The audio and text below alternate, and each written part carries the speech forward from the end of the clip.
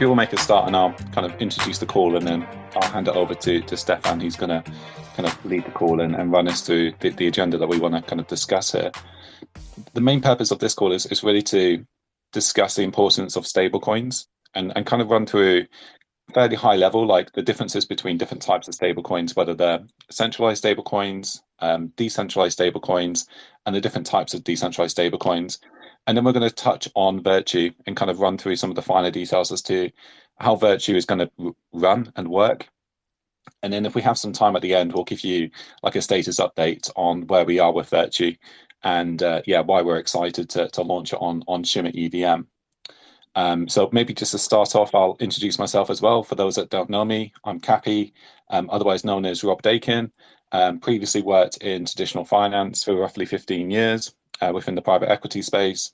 Came into the crypto landscape in 2015, more as like a hobby, but I kind of fell down the rabbit hole, particularly with decentralized finance in late 2017 as an early investor in Aave, which back then was called Etherland. Kind of got involved in a number of different Web3 ecosystems, other EVMs such as like Phantom, Matic, Binance Smart Chain, obviously Ethereum, and had the opportunity to co-found Nakama roughly about a year and a half ago now with our co-founders.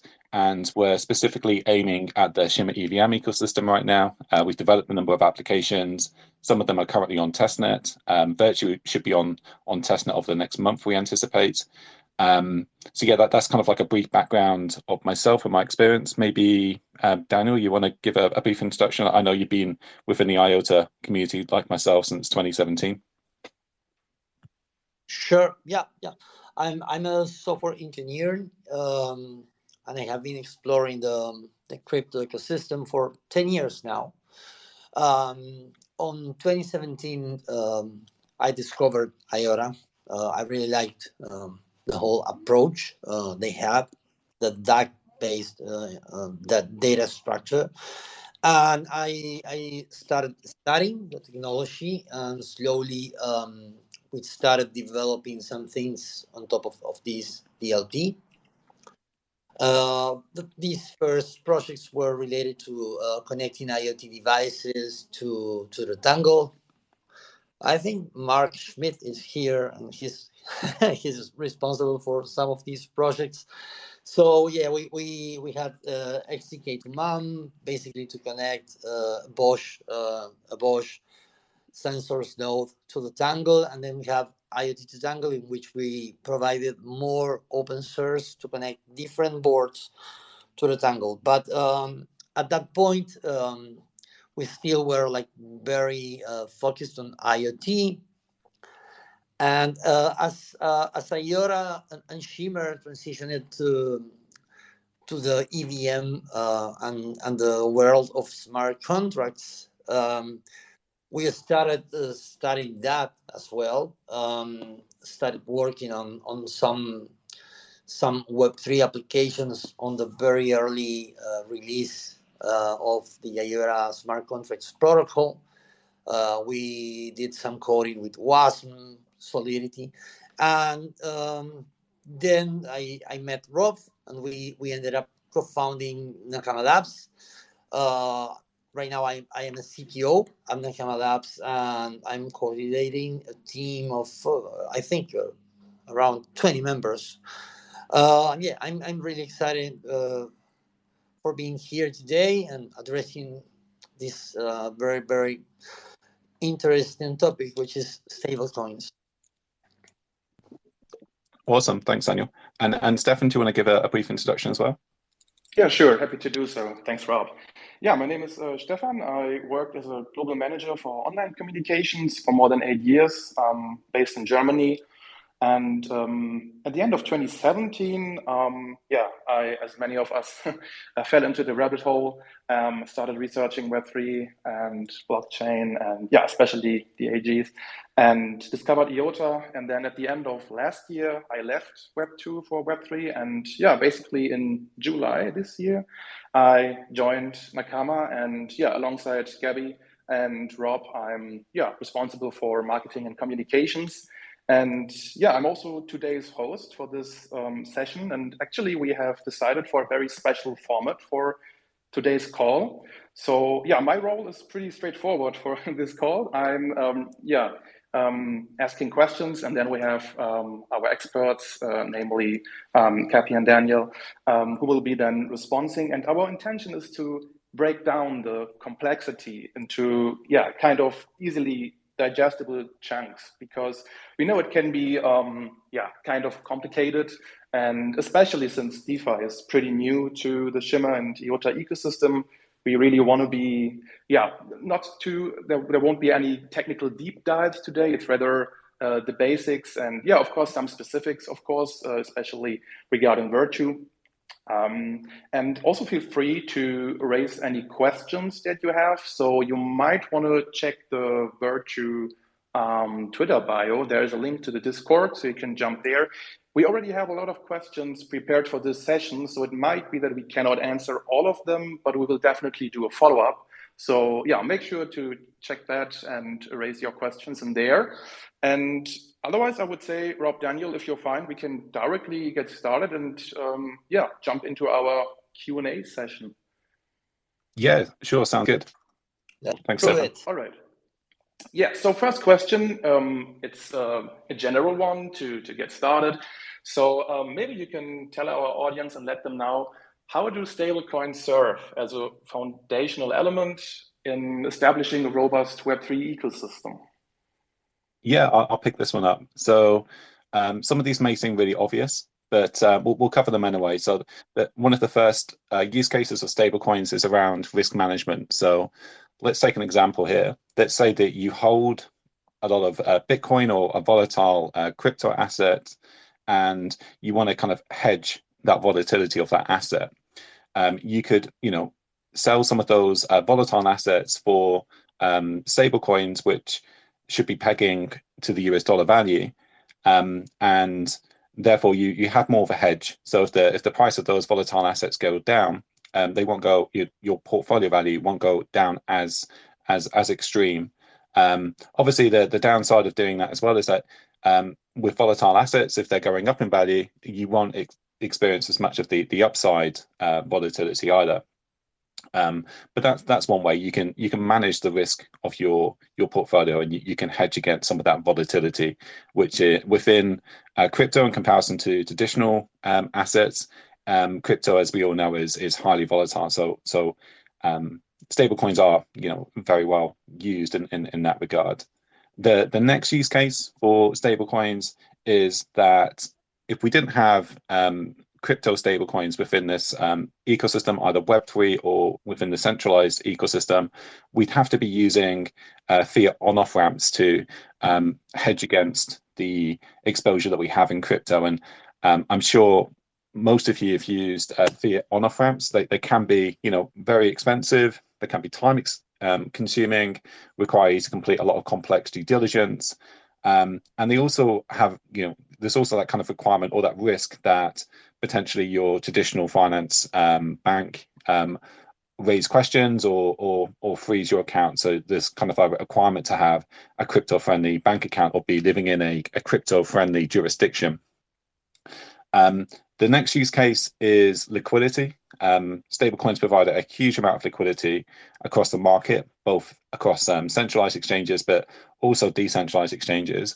If you looked at liquidity across decentralized exchanges, let's take Uniswap, for example, some of the biggest pairs. So, for example, like Bitcoin, USDT, USDC, or Ethereum, USDT or USDC, they're some of the largest liquidity pairs in decentralized exchanges. So they are providing a huge amount of liquidity for people to trade in and out of those assets. The fourth use case of stablecoins is that they're a great form to transfer USD value or other stablecoin value, whether it's euros or another form of stablecoin. And it allows you to transfer that value more transparently, more securely, but at times as well cheaper than traditional payment rails. So like an example that I give, I worked in traditional finance for a long time, is making bank transfers across jurisdictions sometimes took 3 days.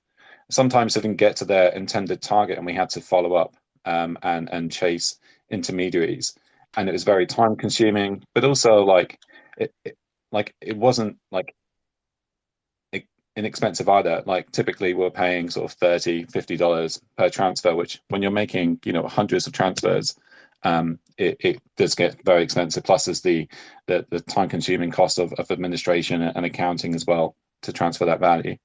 But also if you think about it from like a supplier's perspective, if they want to start receiving like payments for their assets, so for example, let's say that I'm trading in cars and I'm willing to accept stable coins, I'm probably less likely to accept Ethereum or Bitcoin because they're more volatile assets. Like I don't want to be having to hedge the risk of accepting Bitcoin or Ethereum for a car that I've sold and that asset then depreciating.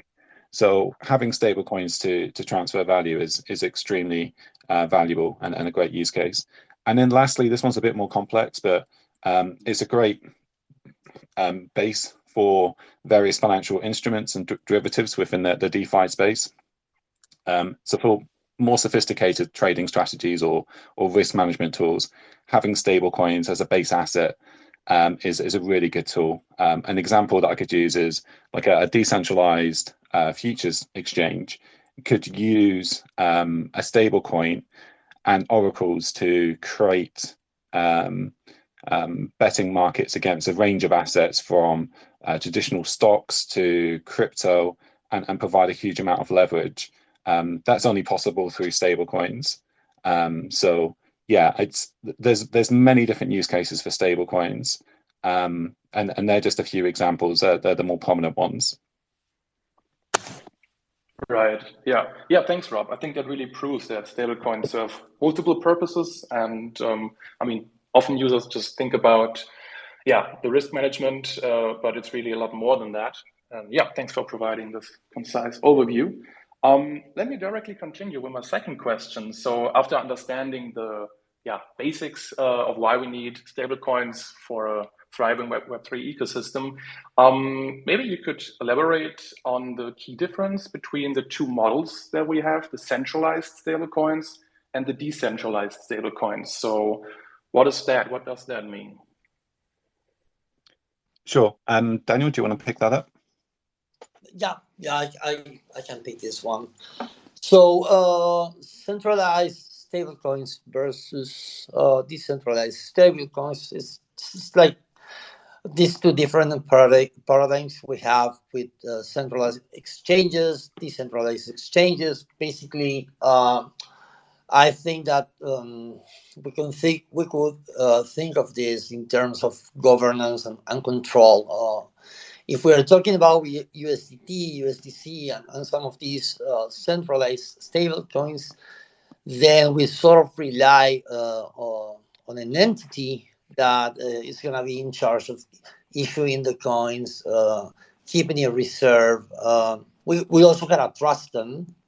I mean, we got to trust that they have the amount of reserves they say they have, so as to have a one-to-one peg with the coins. And one of the things that centralized stable coins, one of the disadvantages in my opinion, is that they are also probably more exposed to regulators and governments. On the other hand, decentralized stablecoins work in a different fashion. There is not a single entity backing the stable coin and the reserves. So basically, as we know, they are governed by smart contracts. There is a distribution consensus algorithm involved, and we do not need to rely on a central authority. The same apply for the reserves. I mean, we only need proof of reserves for stable coins that are centralized. If we are talking about decentralized stable coins, the reserves can be tracked on the smart contracts. I mean, this is completely transparent. So I think that that would be one of the main that the decentralized stablecoins are also more resilient to governments or regulators probably trying to control or demand some sort of things on their end. Now that we are discussing Mika, this can be important. And then, both the centralized and decentralized stablecoins are ERC20 tokens. Probably, I would say, because if we want to discuss the difference, it would be good to not only be like positive about the decentralized stablecoins. There might be more risk because centralized stablecoins will only use smart contracts to mint, burn their coins. On the other side, decentralized stablecoins tend to have more complex smart contracts that control a set of functions, such as, again, mint, burn, the sort of fees, the amount of collateral you need. This is going to depend on the project, but in general, I mean, yeah, they tend to be more risky, I would say. But obviously, with projects such as DAI, issued by MakerDAO, this risk is completely mitigated because they are extremely validated and they went through a hell lot of audits. So, yeah, I think that is what I can think of right now. Rob, do you want to add something? Yeah. Just to add on what one point that Daniel raised there in regards to like trust and transparency. So with centralized stablecoins, you're putting all of your trust within the issuers and a third parties such as banks, custodians, auditors, which control the issuance, the reserves, and potentially there's an awful lot of like counterparty risk that they have to manage.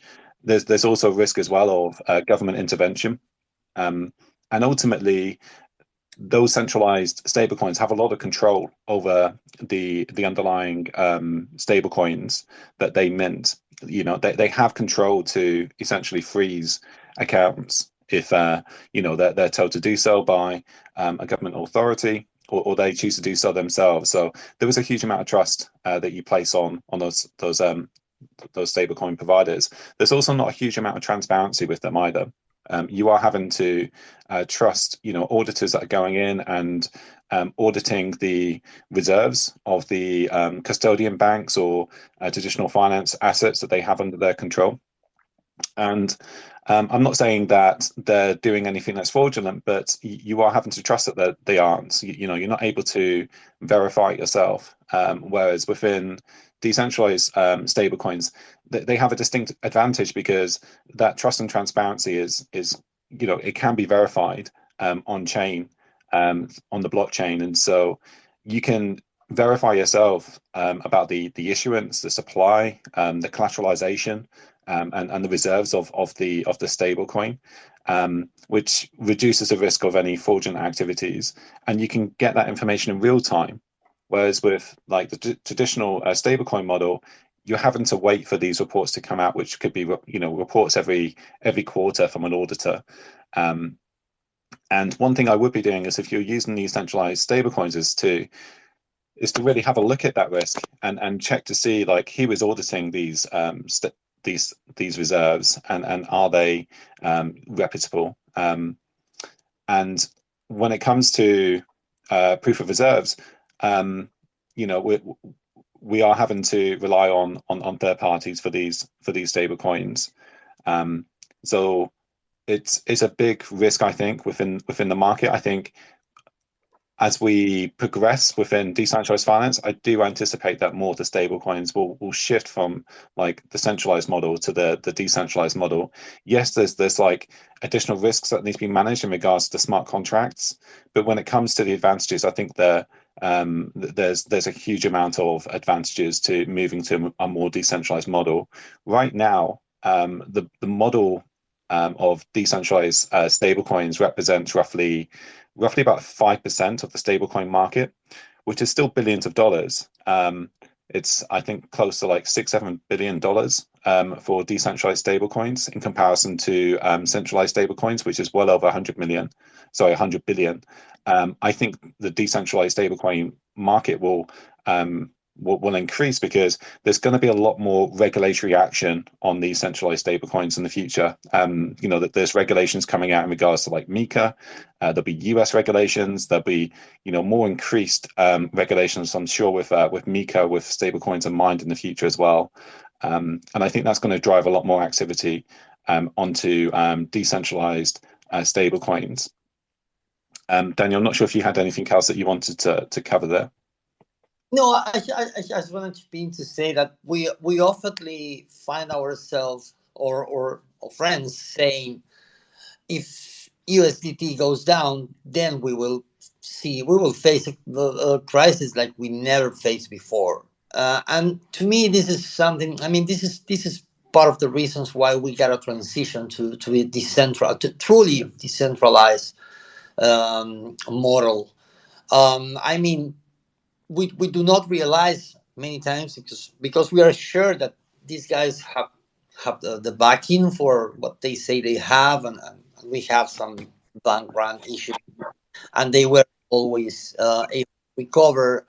But at the end of the day, this whole crypto world should be about don't trust, verify.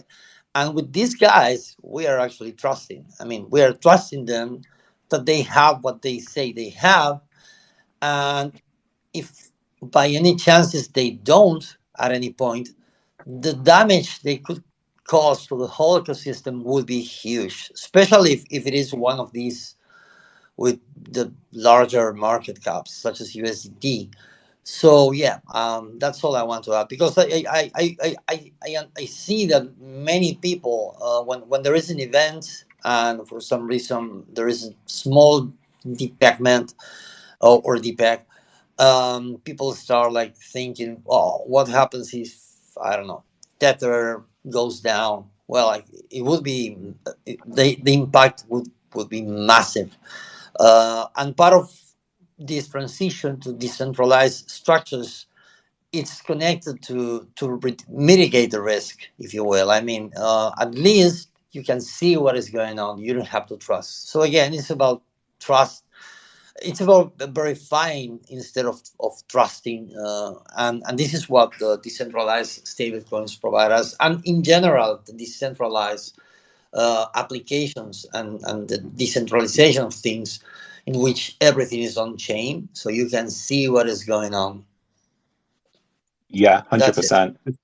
Just to add to that as well, when it comes to like collateralized risks, which you touched on as well, Daniel, where we have seen like a bank run on Silicon Valley Bank recently, and this is where we were talking about like counterparty risks. So like Silicon Valley Bank were a counterparty for Circle with USDC. They had, can't remember the exact percentage. I think it was roughly about 7 or 8% of their cash reserves were held with Silicon Valley Bank, and Silicon Valley Bank had a bank run. Now, I won't go into the details, but essentially how banks run within traditional finance is that they never really keep 100% cash reserves for all of their deposits. So if all of their depositors look to call their funds in a short space of time, that's called a bank run, and they have a liquidity crisis. And that's essentially what happened with Silicon Valley Bank, which left Circle in a really awkward position of having, cash locked up in a bank that was potentially going to go insolvent. That's a risk that is prevalent within traditional finance, but isn't necessarily within DeFi. So DeFi is slightly different, and we're going to cover decentralized stablecoins and how they're over collateralized shortly. Yeah, thanks, Daniel. Thanks, Rob. I think it was a very great overview. Regarding the centralization and decentralization. So you already, just mentioned it, Rob. There is another dimension we need to explore when it comes to stablecoins next to centralized versus decentralized. It's the collateralization. So could you maybe, just shed some light on these two concepts? So what are over collateralized stablecoins and what are under collateralized stablecoins? And yeah, maybe just start with the over-collateralized stablecoins, and maybe you can just describe it in an example that is easy to understand, so that people, yeah, know what we're talking about. Yeah, sounds good. Daniel, do you want to pick up the technical aspects and then I'll run through Sure. some of the advantages? Yeah, I can pick up this one. So, well, over collateralized stablecoins, I think that the name sort of explains what is going on there. Basically, when we think of these models with centralized coins in which we are supposed to have $1 per one USDT, for instance, then we say, okay, we assume that there are reserves that back the amount of money, the amount of USDT that is circulating. And if they print new tokens, new USDT tokens, we assume that they are adding the same amount of dollars to the reserves.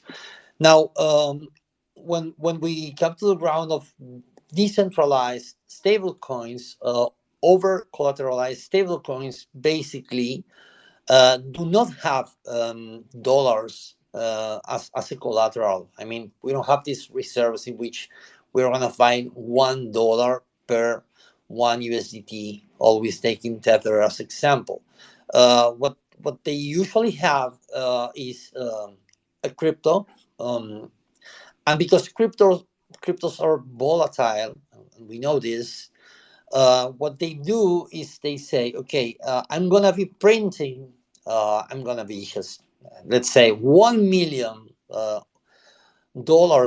of my stable coin, but I'm gonna back this. I'm gonna provide collateral for 1.5 million.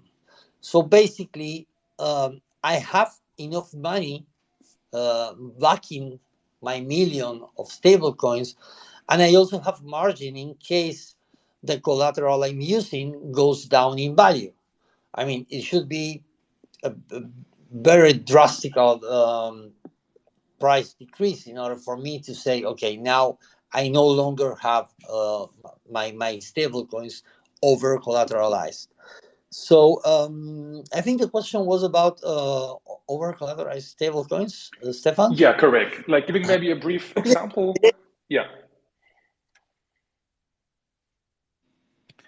Yeah, so like a brief example could be like the two most popular over collateralized stablecoins, which have stood the test of time, would be MakerDAO and Liquidity, and they've minted DAI, DAI, and LUSD, which you've probably seen on CoinMarketCap or CoinGecko.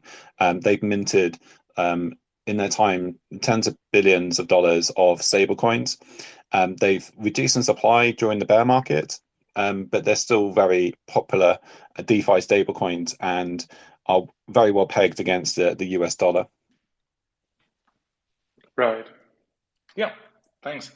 So maybe let's move on to the advantages of these over collateralized stablecoins. Could you maybe point them out? Yeah, sure. So in comparison to under collateralized models, the number one advantage is really stability. Over collateralization provides a really strong buffer against price fluctuation. So if we take the example of like MakerDAO and Liquidity, they've survived lots of black swan events and deep pull downs in crypto valuations. And so they've really survived the test of time. So taking like Liquidity as an example, because I know we've been researching Liquidity a lot recently. They've minted over $4 billion worth of stablecoins, and they haven't had any security issues, and they haven't had a significant period of time where the stablecoin has pegged below $1, which is really testament in consideration against their counterparts being like centralized stablecoins or under collateralized stablecoins. The next kind of advantage would be really confidence and trust because they're decentralized. We touched on this earlier. you can have like increased confidence because you can verify, not just trust, you can verify all of the underlying information on the blockchain to ensure that it's being backed by tangible assets held in the reserve, which is reducing any risk of potential sudden devaluations. It's also a much simpler like mechanism when it comes to like the smart contracts behind an over collateralized model. In comparison to an under collateralized model, it's just far simpler to understand and to also deploy in a smart contract. Whereas I'm sure we'll touch on it soon. Under collateralized stablecoins utilize smoke and mirrors a lot more around like supply and demand mechanisms, which can be really complex to get your head around, and they can be complicated to code, and there's additional risk there. Right. Thanks, Rob. So I guess how about just one other advantage as well is that they can provide increased liquidity to the market. So, for example, if you have, say, Shimmer tokens and you're willing to use that as collateral for a loan, you could take out a loan, for example, on Virtue in VUSD, and you could use that VUSD within the ecosystem. So you're creating additional liquidity without having to sell your Shimmer tokens. So that's another nice advantage of over collateralized stable coins and the lending platforms that they provide. Right. Thanks. How about the other side of the coin? So the under collateralized stable coins. How do they work? And yeah, also same question, what are the advantages, but also risks of under collateralization compared to over collateralization models? Well, just as over collateralized stablecoin are self-explanatory, here we have a situation in which we do not have more collateral in crypto than what we printed. So basically, these sort of stable coins, they do not have a one-to-one reserve ratio, if you want, or even something above on the collateral side. And they are supposed to utilize complex algorithms and mechanisms to stabilize their value, but in reality they don't fully back the stable coins they have. I don't know, Rob, if you wanna add some examples related to USD and what happened there, because advantages, I mean, yeah, as long as things work, you may have some advantages, but I am not a big fan of this model.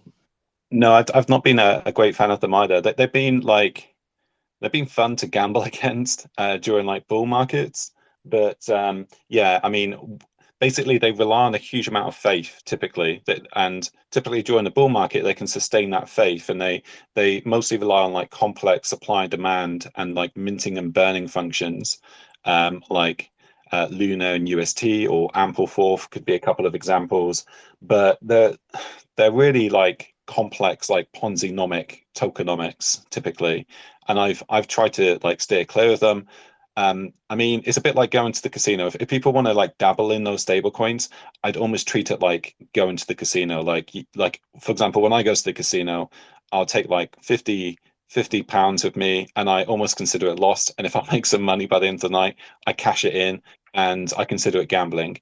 It's very much like a similar kind of gamble play when well, from my opinion anyway, when you're dealing with some of these under collateralized stablecoins or stablecoins which are using their own utility token as part of the collateral, like UST. So that they are like much riskier stablecoin models, and maybe to kind of like touch on like the advantages and risks of under collateralization, because there are some advantages. So like I'll give them credit, because we need to have like a balanced view on this. Like one of the advantages is that they're far more like capital efficient, and there's a lot more optimization for under collateralized models. So yeah, I mean obviously the capitalized. So they could have maybe like $40 billion worth of like capital, but maybe they're securing stable coins with on face valuation of maybe 3 or 4 times that. So they can provide more liquidity to the market because of that. But it's it's how long is it stable for? And really talking on stability, that's probably its main downfall, is that under collateralized stablecoins are a lot more vulnerable to price volatility. They are, generally propped up by like faith in supply and demand and mint and burn functions, which are complex to understand. And really it does rely on that confidence and trust relationship. And we've seen time and time again with like black swan events such as like the 3AC drama and Luna and UST. As soon as that bubble bursts of the sort of the trust and confidence in the stablecoin, typically there's this kind of like death spiral event, which is not pretty to look at, to be honest. And it can have like cascading effects in the ecosystem. Obviously, when you have like stable coins and potentially they're used within liquidity pools of other assets, it can really drag the market down. And we've seen that, unfortunately, with some of these less reputable stable coins in the past. But what we're trying to do here is we're trying to like distinguish differences between decentralized stablecoins, because unfortunately under collateralized stablecoins and over collateralized stablecoins have been kind of lumped into the same bag of decentralized stablecoins. And the reason why we want to have this conversation is because we want to differentiate between those decentralized stablecoins. There's decentralized stablecoins which are over collateralized, and in my opinion, and do your own research, have a look at the history of these over collateralized stablecoins, are far more stable and secure than under collateralized stablecoins. And yeah, have a look back over the last sort of 3 to 4 years of decentralized stablecoins. Do your research. Have a look at some of the market leaders like MakerDAO and Liquidity. There's been a number of forks of those platforms as well. Take a look at those, but they're significantly more secure and continue to prove to be resilient against some of these black swan events than the under collateralized model. Right. Yeah. Thanks. Very insightful. Daniel, is there something you might want to add? No. I mean, the minute I hear about an under collateralized coin, I don't know why, but the idea of a Ponzi scheme come to me. I mean, it's like, okay, so if it is not, if they don't have enough collateral, then probably some people will be able to redeem. Some people will not. In truth, it's a bit more complex, as Rob explained. But usually these stable coins end up relying on the value of a token that is not strong enough. And yeah, I mean, it's very important for people to understand the difference between this model and what we are doing with Virtue, which is in this sense similar to what is MakerDAO is doing with DAI. I mean, we are over collateralizing our stable coin, so we don't have to rely on any algorithm things. I mean, we actually will always have more money backing the amount of coins that we are printing. So yeah, I think that's it. Yeah, right. Thanks, Daniel. Yeah, so Awesome. I think if we are talking about the advantages of decentralization and also at the same time over collateralization, I think it's time to talk about Virtue. So the recently announced stablecoin borrowing platform on Shimmer with 0% interest rates. Yeah, could you maybe provide us with some more insights about Virtue? Yeah, maybe before we start on Virtue, maybe now is a good time to do a giveaway. We've selected one user at random. The user, forgive me if I get this name wrong, I think it's at my own _ TARDIS, otherwise known as Andre. If you want to reach out to Gabby on either Discord or Gabby, I don't know if you're in this chat as well, or if you want to reach out to the Virtue account and DM them, then we're giving away a Nakama NFT to you. And as I mentioned before, please make sure that you're following the Virtue Twitter account. We're going to be picking 2 more winners before the end of this event.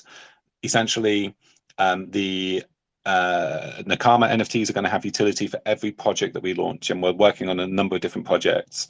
Virtue, Deeper, and Accumulator are just 3 of the projects, but we've got a relatively large team and strong partnerships to deliver across the board here. So I think they're going to be really interesting and have a lot of utility in the future. Sorry, Stefan, what was the question? Question was, well, the introduction of Virtue. So we were talking about the advantages of over-collateralization and decentralization. And yeah, now I think we can kind of shift over to Virtue. And yeah, maybe you can give us some more insights on Virtue. I can probably start. Sure, go ahead. By saying that, so we established that we are an over-collateralized stablecoin, such as DAI. But the main difference here is that the funds that DAI has to back, the funds that MakerDAO has to back DAI are in control of MakerDAO. And in our case, the people will be allocating funds to over-collateralize the stablecoin. The reason for this is that we are forking Liquidity, and Liquidity is actually a lending platform. Okay, so I think this is probably not that easy to grasp, but we are looking to have something similar to what DAI has, but we want the people to provide the collateral to over collateralize the stable coins that they will be minting themselves. So for this, we decided to go with Liquidity, and we can explore why we decided that in a minute. And Liquidity is essentially a lending platform. The same way Deeper, I mean, they are not equal. There are a lot of differences, but the same way Deeper or Compound or Avid, they are lending platforms. Liquidity is also a lending platform. Right. I think that's a good point you're raising. It's a question I saw quite often, Discord, Reddit, elsewhere. So basically, people are asking why a stablecoin can also be a lending platform. So maybe you can just explain how that works. Yeah, sure. I'll pick that one up. So essentially, if you look at it this way, if you're interested, you can stake collateral within the lending platform, and you can take out a borrowing position in the stablecoin, which is VUSD. And then it's VUSD, which is backed by these reserves of collateral,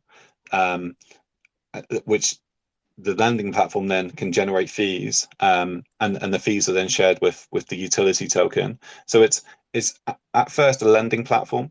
So you're staking a collateral to take out a debt position. The debt position is then the stable coin, which is provided to you.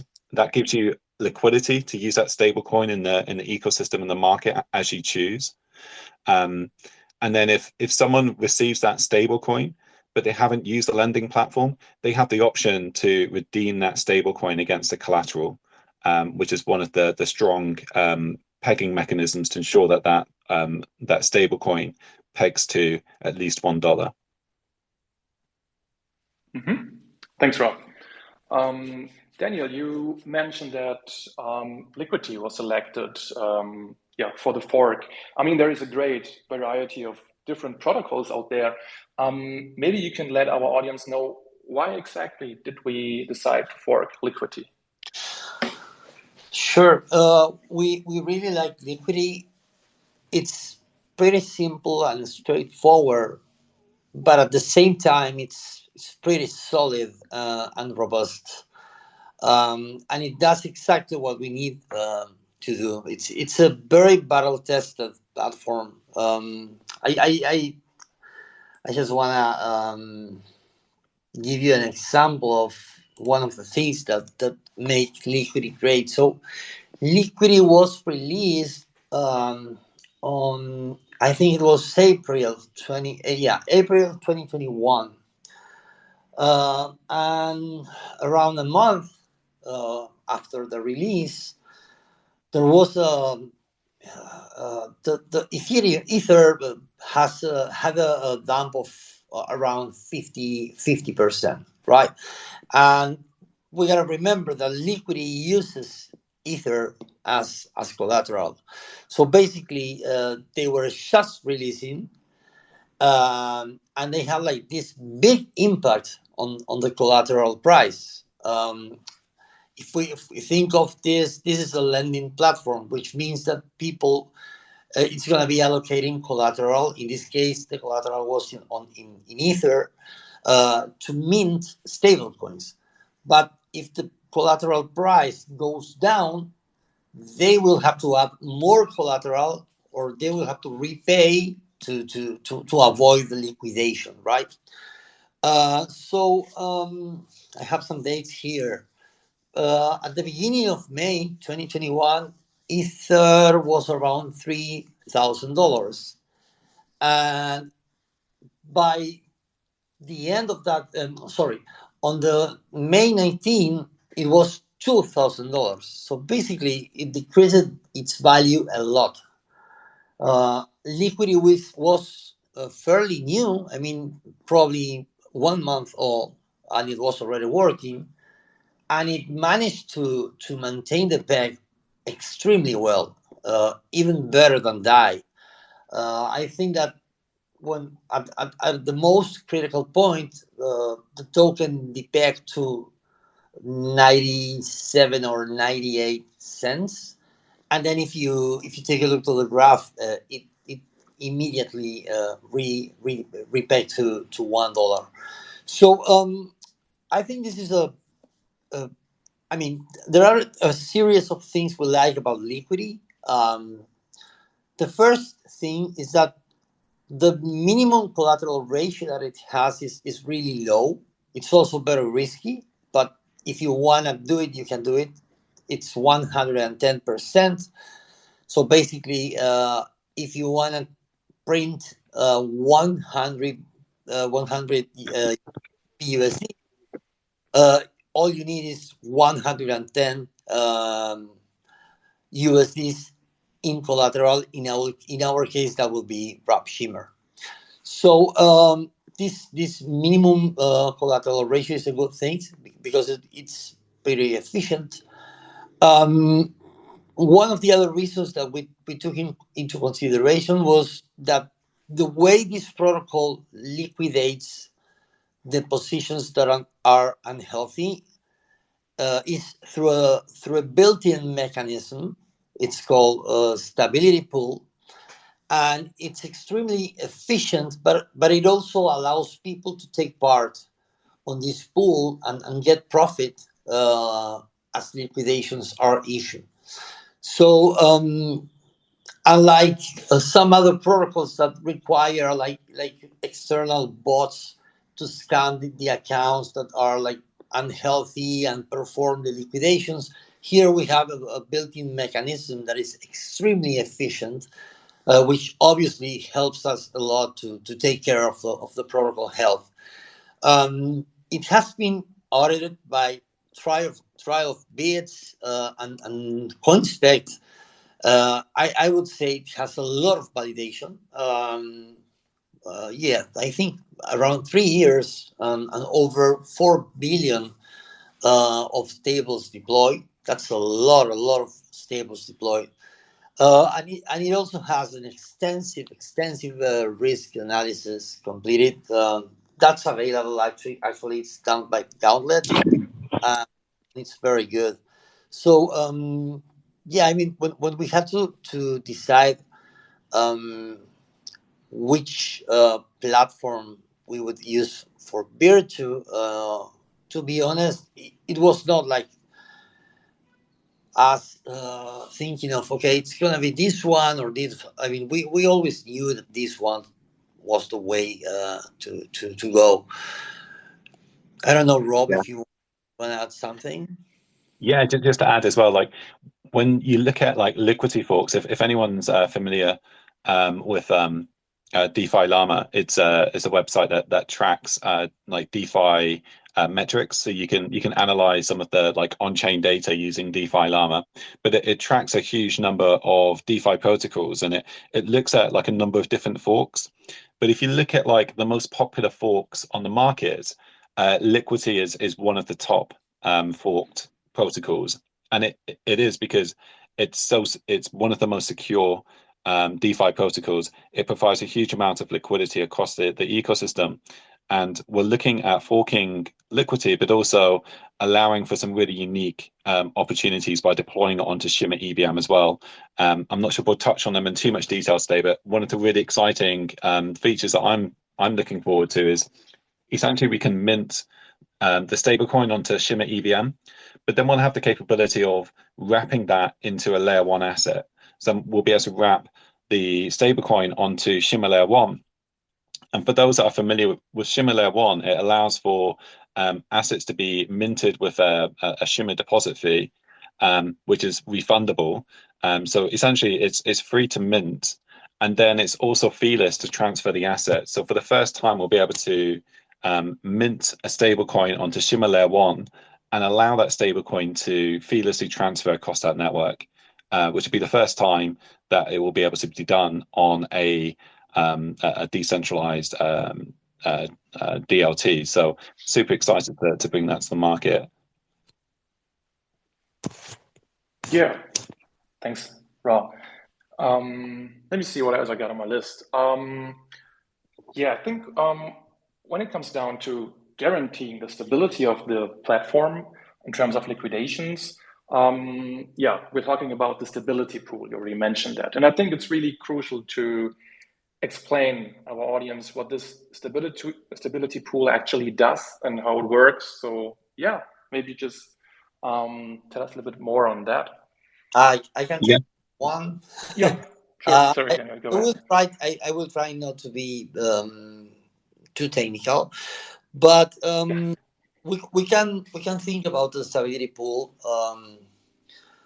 such as a pool in which you can get rewards each time a liquidation is done, because you have a share of that pool. It's like if you invest. Probably I should start explaining liquidations. I don't know if we did that, and I am assuming that the audience understand how liquidations work. Let's go through that very quickly. So when you print BUSD, our stable coin, you're gonna be collateralizing the amount of BUSDs you want with wrap Shimmer. Okay, so as I said before, our minimum collateral ratio is 110, but that is actually not a good idea, because if you go with that and you put 110 dollars on wrap Shimmer to take a 100 loan on the stable, the Shimmer price goes down by a tiny bit and you're going to be liquidated. So basically, liquidations are these events that happen when the amount of collateral that you put down to print the stable goes below what is our minimum collateral ratio. That would be 110. So following up my example, if you put 110 USDs on wrap Shimmer and you print 100 stablecoins, BUSDs in this case, and then the price goes down and you suddenly no longer have 110 USDs in value with your wrap Shimmer, you have 109, then you're going to be automatically liquidated by the stability pool. What the stability pool will do is it's going to repay your debt, and it's going to get the $9 or 9 point whatever thing, because you're under 110. So you will be able to keep, you will retain the stable, the $100 that you print on BUSD, but you're losing 109, let's say, of your collateral in wrap Shimmer. and that is going to be distributed among all the people taking part of the stability pool.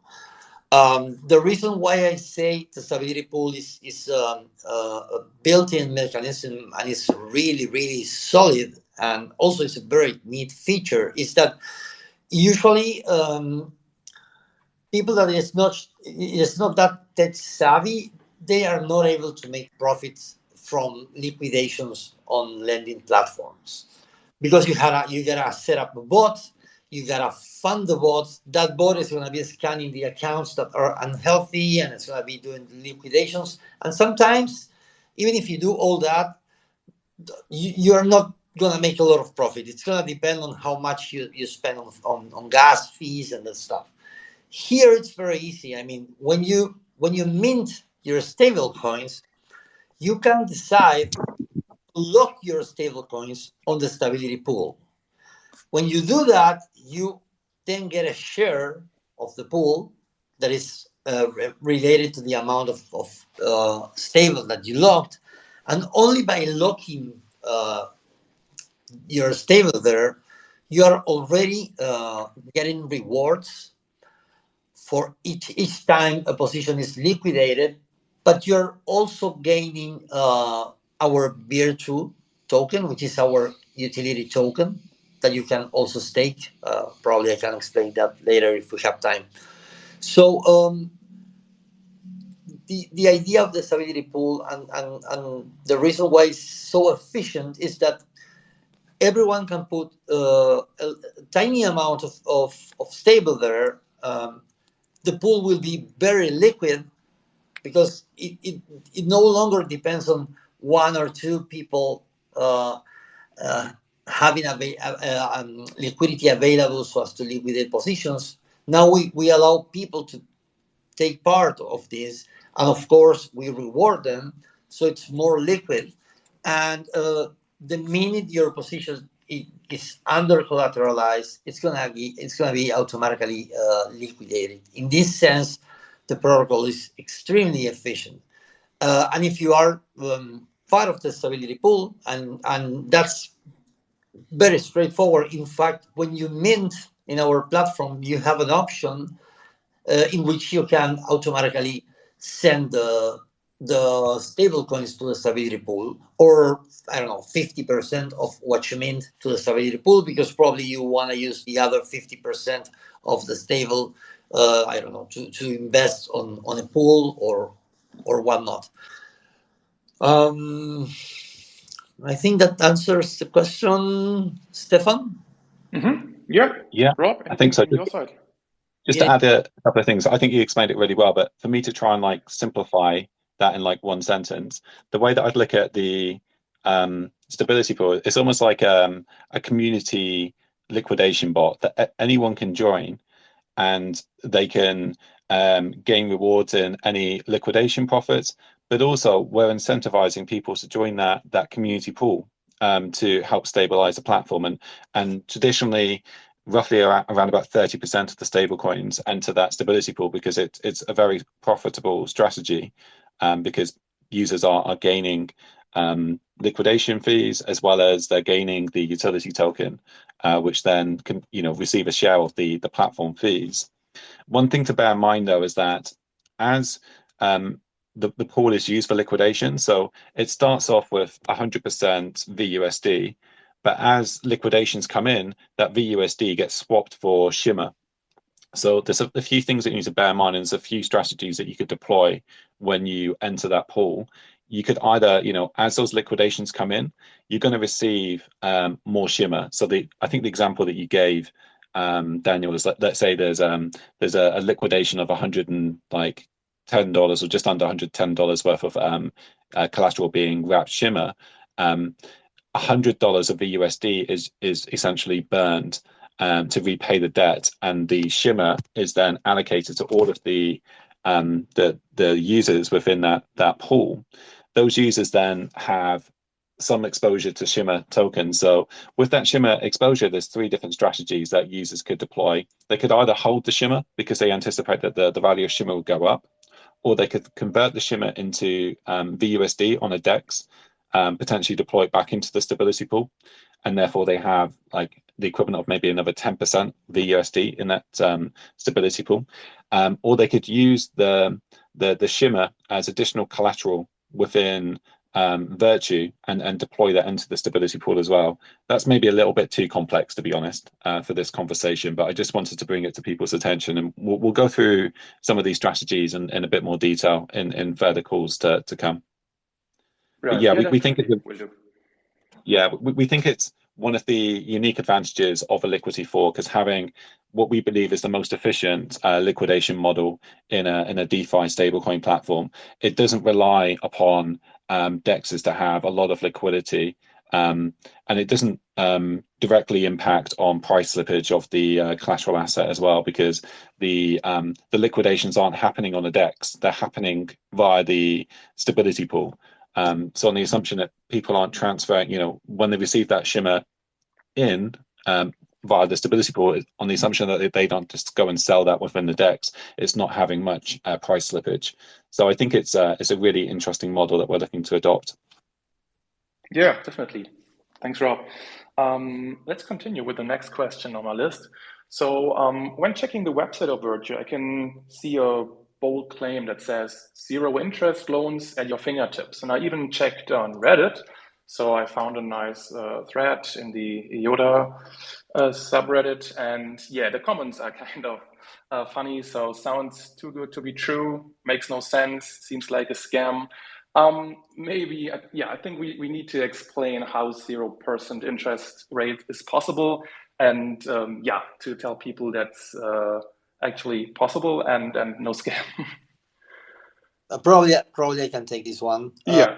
So if we think of Deeper, for instance, which is a lending platform, when you take a borrow, you're actually using money that somebody else supplied to the protocol, and the reason why that person supplied that money is because he's after some interest, right? Probably passive income.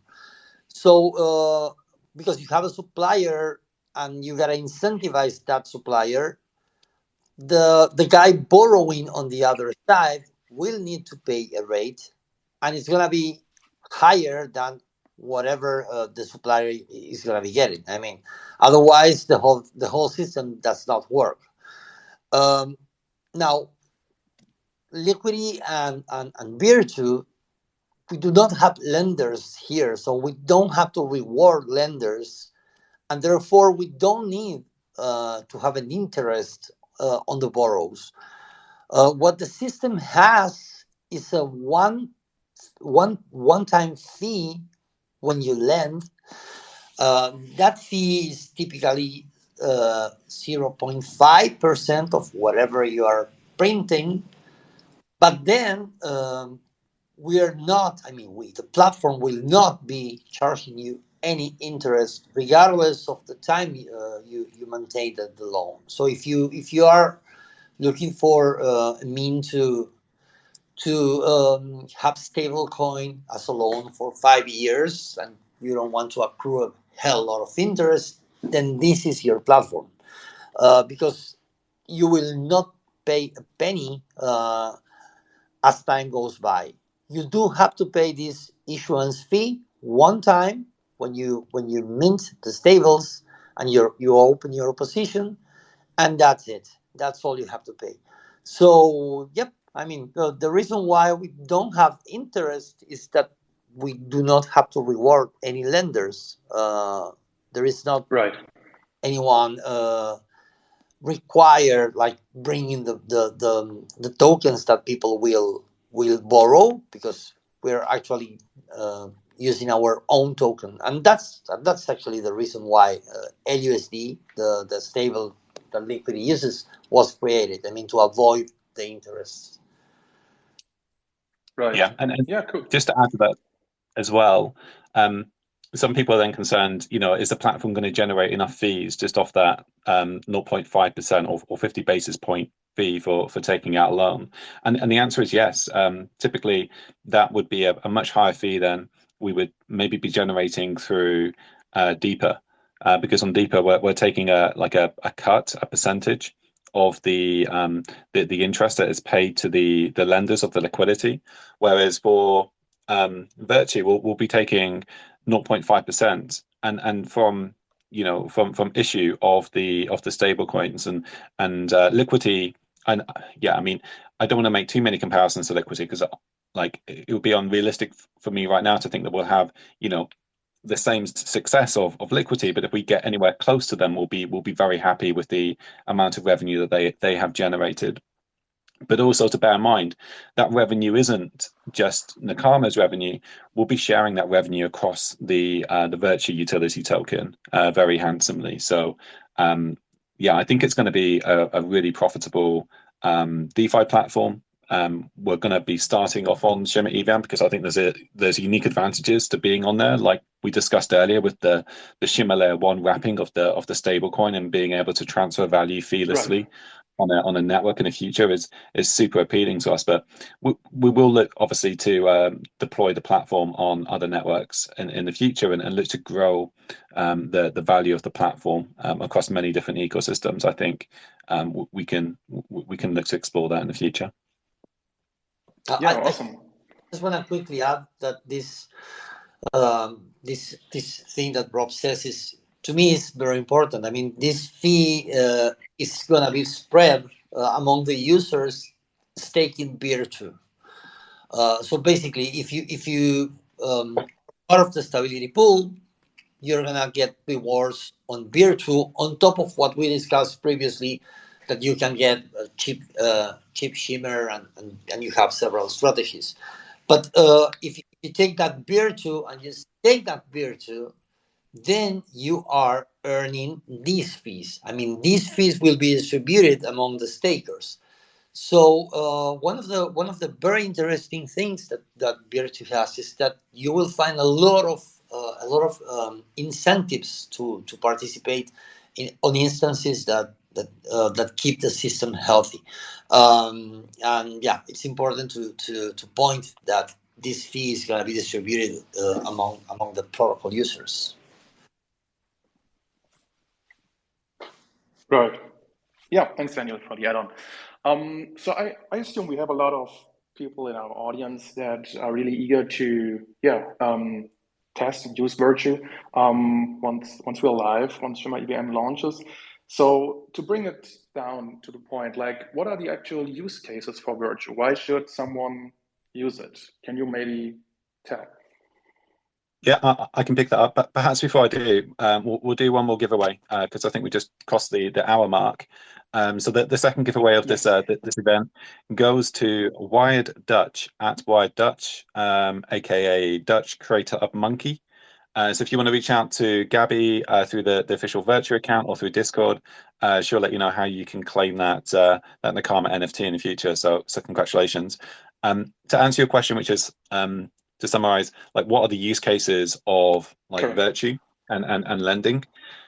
So let's assume that you don't want to sell your Shimmer tokens, and you could stake those Shimmer tokens as collateral. You then have additional liquidity in this BUSD stablecoin, because you could use that stablecoin to settle expenses that you may have in real life or purchase a car. If you don't want to sell your Shimmer tokens right now because you have the expectation that Shimmer token is going to rise in value, that's a really good strategy. Another strategy as well is that you can take out leverage positions. So for example, you could stake Shimmer as collateral. You then have BUSD. You could swap that BUSD for more Shimmer tokens. That's essentially taking out a leverage position in Shimmer. Now, if you want to be super degen, I wouldn't recommend this, but there's a strategy called looping as well with this platform, where you could then take the Shimmer tokens that you've just bought with your BUSD, place it back into the platform as collateral to take out another loan, and you can repeat that. The disadvantage of that is, yes, you are like over leveraging on your position up to potentially 11 times. But if the market moves against you, you don't just lose your collateral, but because you've used your debt position in BUSD to purchase essentially more collateral to put into the system, you're not left with anything in return. So one of the nice advantages under normal circumstances is, let's say you take out a loan. Let's say you use your Shimmer tokens to take out a loan. The Shimmer price potentially drops in value and drops below a collateralization ratio of 110%, which you need to maintain. You lose your collateral, but you maintain the debt position that you had. It then essentially doesn't get counted as debt. It's then your asset. So you then have the VUSD. You don't have to repay the loan because the loan has essentially been repaid for you via the liquidation method. So there's that use case, but there'll be plenty of use cases as well, just for VUSD. So if you were to take out a loan in VUSD, there's going to be plenty of DeFi yield opportunities, and we've run through a few of those opportunities already with the stability pool, which I think are going to be really strong. And typically we see across these type of platforms, anywhere between sort of 30 to 50% of VUSD is placed into those stability pools because they can be really profitable, and you can manage some of the some of the risks if you don't want to be holding more Shimmer tokens, and you can hedge those as well. And we'll run through those strategies in the future. So yeah, there are a few use cases for Virtue. We're also going to be working with a number of different partners in the Shimmer EVM ecosystem to ensure that there's sufficient liquidity on decentralized exchanges. So you can swap that VUSD for other assets, or you can trade in and out of the utility token being Virtue. We'll also work with our partners, ensuring that we've got good use cases like medium of exchange for VUSD in, say, NFT marketplaces, GameFi, gambling opportunities. We'll look to work with a number of different partners, and part of the tokenomics that we're developing right now for Virtue is ensuring that we've got a good allocation to ensure that we can provide good incentives for partners to come in and provide additional utility for VUSD, because ultimately that's going to drive demand for VUSD, which is going to drive more people wanting to stake collateral into the platform to mint more stable coins, which generates more fees for us. So we want to try and create a stable coin which has a number of different use cases across the Web3 ecosystems, starting with Shimmer EVM. Awesome, thank you. So when it comes to the platform Virtue, there is a secondary token. So we already talked about VUSD as the stable coin, but there's also Virtue as a token, as a so to say utility token. So maybe you can tell our audience a little bit more about this secondary token and how they can use this one. I think I may jump the gun and anticipate this, but Virtue is our utility token. The reason why Virtue exists is we need to incentivize people to take part on the stability pool beyond the rewards that they will get by accessing to cheaper collateral. So if you mint your stables and you lock your stables on the stability pool, you're gonna be getting Virtue, and Virtue at the same time can be staked, and by staking Virtue, you will access these issuance fees we were talking about earlier. So in principle, I think it's a great motivation to participate on the system. One of the things I would like to address, because I think I don't remember if it was at some other space, but someone sort of said that if the stability pool gives all these rewards and incentives, then why would the people print BUSD, our stable, and take it anywhere else when you can lock it on the stability pool and earn these virtues? And that is, it is true that we have these incentives here, but we also will be incentivizing investments on pools in which we will have BUSD, our stable, as a pair, and by partaking on those pools, you will also get Virtue.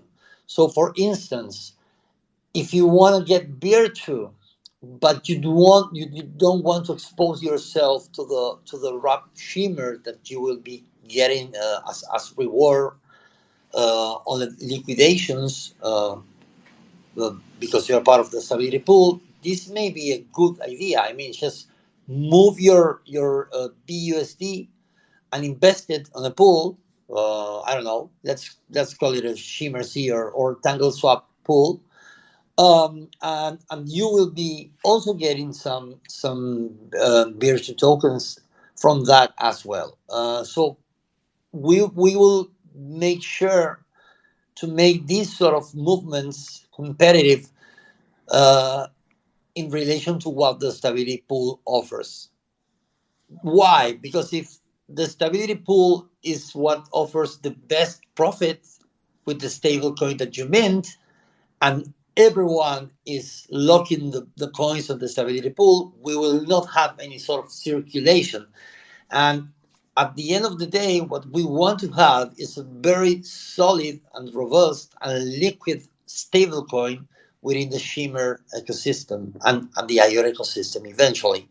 So I think this is very. I just wanted to clarify this because uh, I mean I understand why this uh, can be thought like that, but I think that probably what is missing is that we will have in the secondary market we will have a lot of pools in which BUSD will be listed, and those pools will also reward users investing there with our virtual token. I don't know, Rob, if you want to add something here. No, I think he covered it really well there. It's a balance that we need to ensure is well catered for, and so our tokenomics model that we're building right now will ensure that we've got lots of incentives outside of just the stability pool to incentivize the use case. Because I don't think we're going to grow the the stable coin unless we can grow the use cases. The stability pool is obviously super important, and it's a really cool feature. It helps to stabilize the platform, but we need to incentivize use cases outside of the stability pool to grow the stable coin, to grow the amount of collateral, and ultimately the amount of fees that we can generate within the platform. So it's within like the strategy sessions that we're discussing within the team, and is a key discussion right now as we're looking to finalize the tokenomics model, which we haven't yet released. For those that aren't aware, we released documentation today. So if you check out our Twitter profile, you'll see, and also on our website, you'll see all of the documentation on the site. The one thing that's missing right now is the tokenomics model, which we're still working through. But I anticipate that we'll have that over the next month. Right. Yeah, thank you. Let me see if I have something else on my list. I think we covered basically most of the questions. Something I saw people raising another question Twitter recently with Deeper Finance and Virtue. We are now having two different borrowing possibilities. Is there a way how to decide on which one to choose for what scenario? Maybe that's something we could end the session with, except there are any further questions we have. Yeah, sure. Perhaps I can pick that up. So I'll start with Deeper Finance because it offers a very different lending solution. So when I talk about Deeper Finance, it's really a lending market. It's like when you go to the market, you don't just you don't just trade in one asset or lend in one asset. So deeper finance, you can lend in multiple different assets. So you can lend. We anticipate that you'll be able to lend wrapped Bitcoin, Ethereum, IOTA, Shimmer, USDT, USDC, and perhaps in the future, once it matures a little bit, we'd love to also provide a lending market for VUSD, our stablecoin on Virtue. So there's more assets that you can lend, and off those assets, your users can then borrow those assets. So it might be that users don't want to borrow a decentralized stablecoin. Maybe they want to borrow a centralized stablecoin. Maybe they're more comfortable with that model, or they may want to borrow Ethereum or Bitcoin or IOTA. And there's a number of different reasons for those. And I don't want to go into a lot of detail, but essentially, if you borrow an asset, you can go like leverage long or leverage short on that asset. So, for example, if I used IOTA as collateral, I could then borrow an asset. Let's say I borrow USDT, and then I could buy more IOTA. And that position there is like I'm now in a long position on IOTA, which I couldn't do on Virtue. Or the flip side of that is I could stake IOTA. I could I could stake say USDT. I could borrow IOTA, and then I could sell IOTA. So I'm now in a leveraged short position in IOTA. Again, that's not possible on the Virtue platform. So that's one advantage of using Deeper. There's other assets that you can lend and borrow against. There's different strategies that you can deploy within the DeFi ecosystem. Another advantage of Deeper as well is that if you're taking a short-term loan, it's likely to be of a lower fee because there's no upfront costs on Deeper. So when you take out a borrowing position on Deeper, if I was to repay that within a few hours, I'm going to pay a really small amount. Obviously, I've got like gas fees to take into consideration, but the lending fee is going to be relatively insignificant in comparison with Virtue. If I take out a short-term loan, like an intraday loan, it's going to cost me 0.5% regardless because I have to pay that initial fee.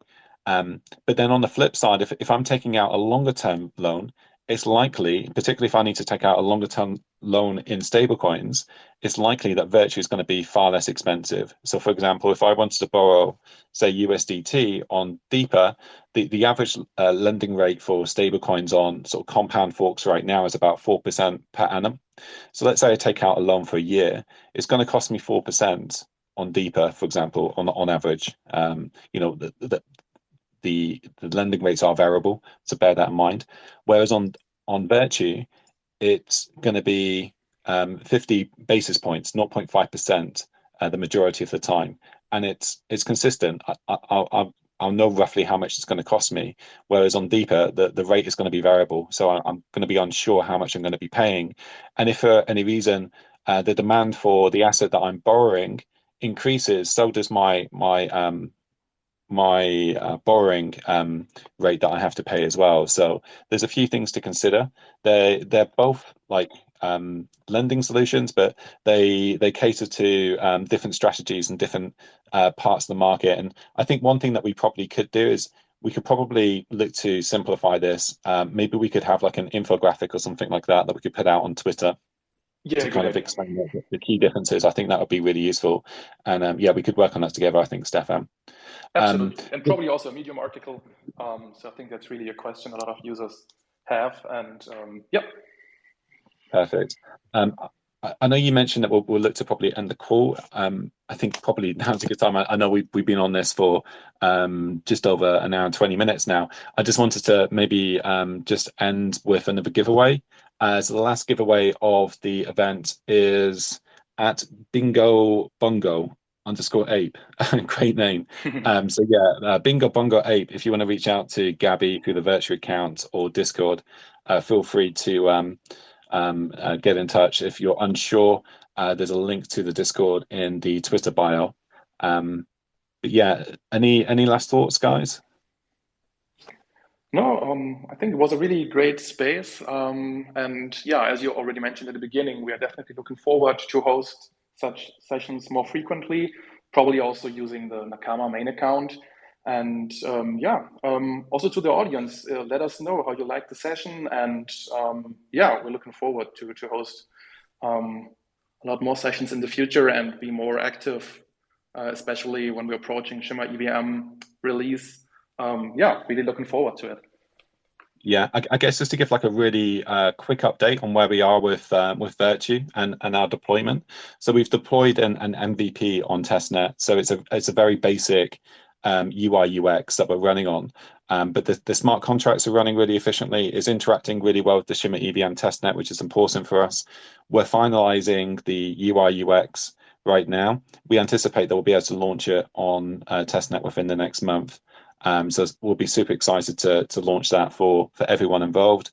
We're looking at ways that we can promote Virtue more efficiently. We're looking at a variety of different methods, particularly like the tokenomics we're looking at right now with airdrops and allocations. So be sure to take part in the testnet. Daniel, did you have anything to add? No, probably just clarified that it's an MVP, but at the UI level, because the protocol is fully working right now. Contracts deploy on Shimmer EVM, and so far it has been a very smooth experience.